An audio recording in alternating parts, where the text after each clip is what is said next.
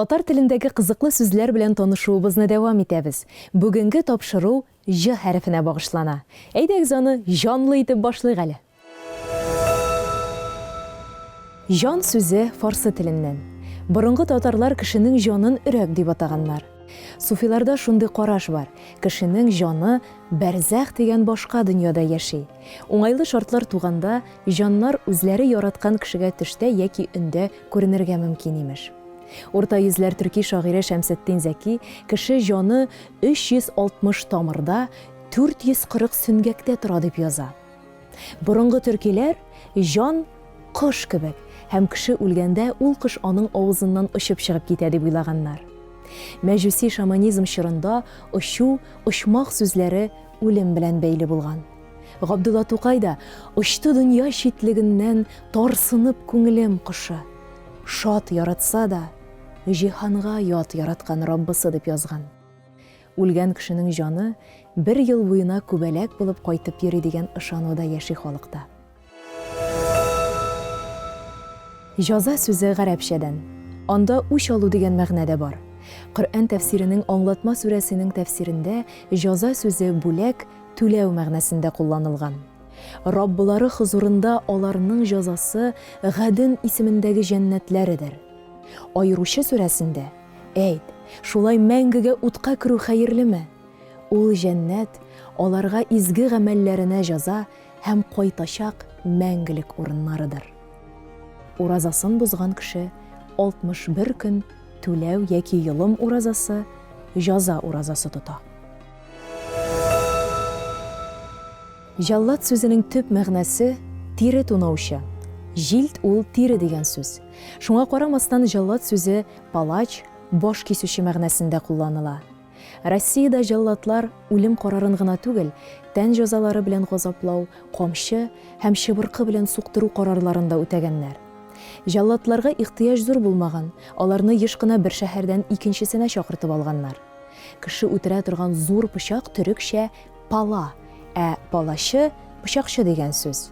Һәм Рифгат Әхмәдьянов палач сүзе нәкъ менә шуннан килеп чыккан дип яза. Шул ук вакытта рус теленә венгр теленнән кергән палаш дип аталган корал да билгеле. Ул 95 см озынлыктагы очлаеп килгән шәнчү чабу коралы. Бик матур сүз җәя. Ул гомум төрки я, яй, яя сүзеннән. Бу сүзне ирани дуа, ягъни дуга сүзе белән янәшә карарга мөмкин. Җәя ул гата торган ау һәм сугыш коралы борынгы Мисырда ук билгеле булган. Мәсәлән, Фиргавен Тутмос 3-нең улы мәшһүр Җиһангир Әминхотеп 2 турында замандашлары ул шундый көчле ки, аның җәясен берәү дә, сугышчылар да, чит ил юлбашчылары да, Ричуну юлбашчылары да тарта алмый дип сөйләгәннәр. Җин сүзе гарәпчә шул ук мәгънәдәге җин сүзеннән. Коръәннән күренгәнчә, җиннәр Алла тарафыннан Әдәмгә тикле меңнәрчә еллар элек кояш утыннан яратылганнар.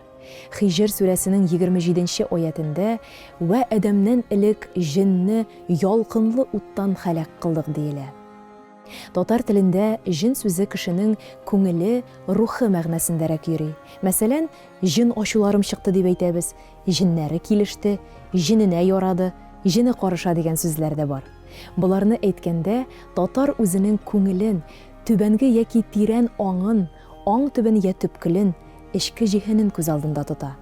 Тузанлы юлларда күзәтелгән кечкенә өермәләрне җен туе, пәри туе дип йөртәләр. Җәлил ул Аллаһның күркәм исемнәренең берсе, бөеклек иясе дигән мәгънәдә. Шулай ук хуш исле үлән атамасы да.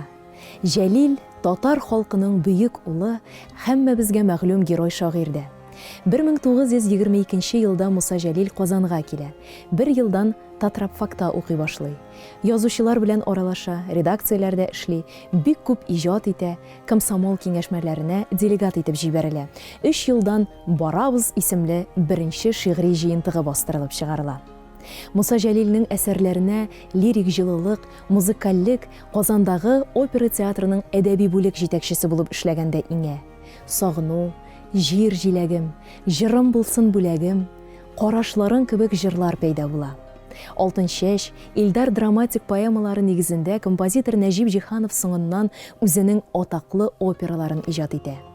Муса Җәлилнең 1934-1941 еллар арасында язган лирик шигырьләре, җырлары, хат ташучы, Алтын чәч кебек поэмалары сугышка кадәрге татар совет поэзиясенең үзенчәлекле бер казанышы буларак тәкъдим ителә.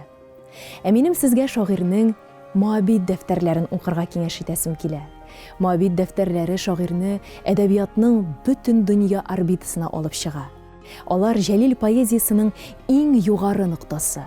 Моабит дәфтәрләрендә шагыйрьнең шәхси кичерешләре дә, алар аша кеше рухының бөеклеге дә, фаҗигасы да, җиңүе дә сурәтләнгән.